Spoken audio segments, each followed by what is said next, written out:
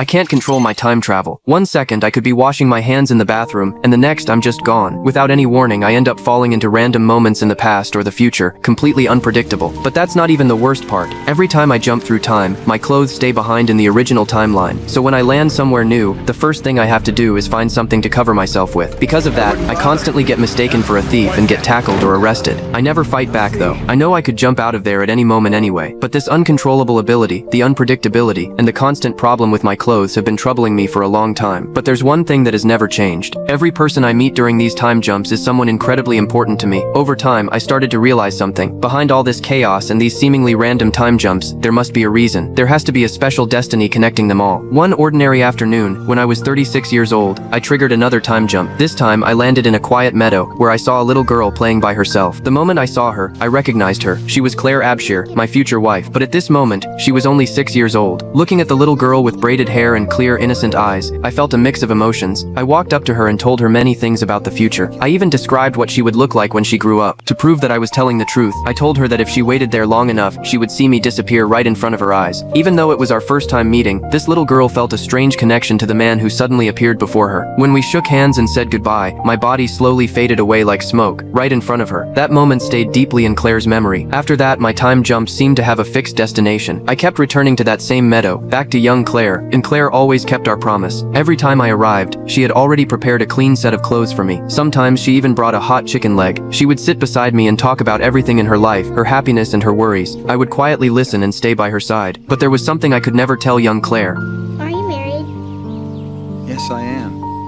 Do you love her? Very much.